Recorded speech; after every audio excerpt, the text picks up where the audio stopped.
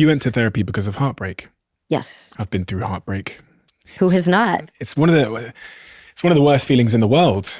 And it's really hard to give someone advice when they're going through heartbreak. I had a friend reach out to me recently and said, listen, I'm going through a heartbreak and I just don't know who else to turn to. It's this big dark cloud that hangs over everything I do, think and say that just won't go away. What have you come to learn about heartbreak from your own experience, but also from your patients? How do we navigate through that dark cloud? I think what people don't understand about heartbreak is the grief. And so this is why I talk about it so much, and maybe you should talk to someone, because it's not just that you lost the present with that person. It's that you lost the future that you had created in your mind.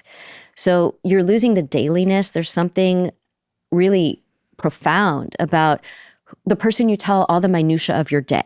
The person you know so much about each other, and you know each other's habits and quirks. This, again, being understood, being truly known. That's such a delicious feeling, being truly known. And so this person knows like what kind of pizza you like, or this quirky habit you have, or what TV shows you watch, or that thing that you do with your eyes when you're excited.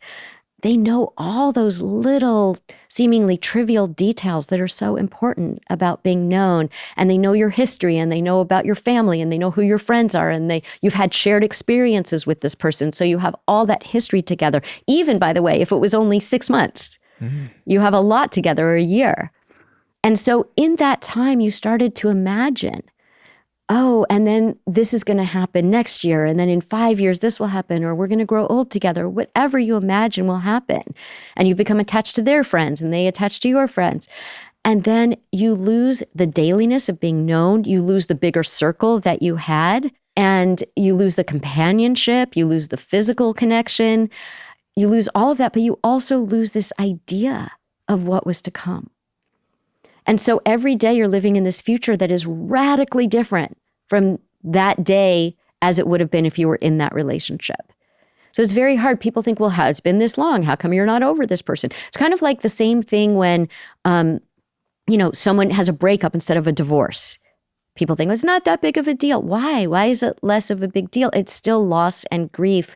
Or, it's like if someone loses a child, everyone surrounds them. There are all these rituals for how do we help people through that kind of loss. Someone has a miscarriage. People are like, well, you can still get pregnant again. At least you got pregnant, or the things. There's a chapter in the book called What Not to Say to a Dying Person, because one of the patients that I work with in the book is somebody who's a young person in her 30s who is newly married and then gets a cancer diagnosis. And people say the most well-meaning but ridiculous things to her. And so I think the same thing happens in heartbreak, where people try to minimize it. They try to cheer you up. They won't sit with you in your loss. And that's what you really need, is someone to sit with you in your loss and to acknowledge how profound the loss is. And people don't do that. They either don't see how profound it is, or they do, but they feel like, well, we don't want the person to wallow in it, or if I bring it up, they're going to be worse. No, they need to be seen, and actually that's going to make them better, and it's going to make them heal faster. What impact did it have on you? The way people reacted, or the heartbreak? The heartbreak. I think for me, it was a big wake-up call, again, around this idea of half my life is over, and what do I want in my life? And why was I willing to overlook certain things in my relationship that were clearly there, but that I didn't want to see? And how did you go about recovering? Is that the right word? Moving forward? How did you go about moving forward? That's the whole narrative of the book. I went to therapy, and it's really about what I learned about myself in therapy that helped me heal and helped me move forward. I was thinking about the advice that I could give to my friend and how I could have been a better support act, because my natural disposition is to try and fix. And from what you've said, that's not necessarily the best approach to take. Because my natural inclination is to go, tell them the future will be better. Mm-hmm. share my experience of my heartbreak. And those are all good, because as a therapist, I want to hold hope for when somebody's really, really dealing with a difficult situation, whether it's a breakup or something else. I want to hold hope that they can't access. They can't access any hope at that point. So I'm going to hold the hope for them. But I'm not going to try to cheer them up. I'm just going to be the container for that hope so that they know that someone else is holding that hope. So you did two things really well. One was that you shared your experience so that this person knows this happens. This person isn't alone in this. Because I think when you go through a heartbreak, intellectually, you know other people have gone through it, but you feel like yours is so much worse than anybody else's. And so to know that you went through it too, and here's what helped you. And it also took time, and it sucked, and all of those things. And then I know that it will get better, even if you can't see it right now, to let them know that piece. I know it will get better for you, even if you can't see it right now. And the third, so those are the two things that went well.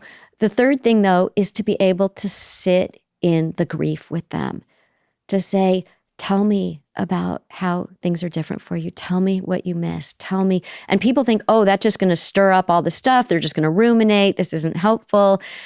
You need to give them a place where they can feel understood.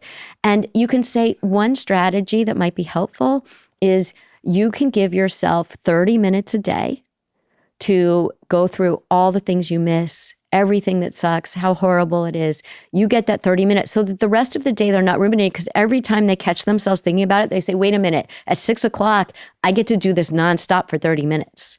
And so if you can hold it, you rewire your nervous system neurologically. This actually happens where that pathway gets interrupted. If we can put a stop sign up between the feeling and the behavior, which is the rumination. I feel sad. Oh, now I'm going to ruminate on this. We put a stop sign up and say, I get to go there later. Then later, when we start having more of these feelings, we have a stop sign that we're used to now. Now we're wired that way. So we put more time between the thought and the rumination. As you know, Whoop are a sponsor of this podcast, and I'm an investor in the company. And last month, I had the chance to sit down with Kristen Holmes. She's the VP of Performance at Whoop, and I learned so much from our conversation about circadian rhythms and things like sleep. Studies show that for every 45 minutes of sleep debt that you accrue, that your decision-making ability will drop by up to 10%. And when you're chronically underslept, you'll only be a fraction of the person, the fraction of the boss, partner, friend, manager that you can be. That's why I'm obsessed with Whoop, which not just tracks, but coaches you on how to get better at sleep so you can bring your best to everything that you choose to do. If you're not convinced, you can try Whoop for 30 days completely risk-free with zero commitment just by going to join.whoop.com/CEO. That's join.whoop.com/CEO, and let me know how you get on. If you don't like it, there's no commitment. Join.whoop.com/CEO.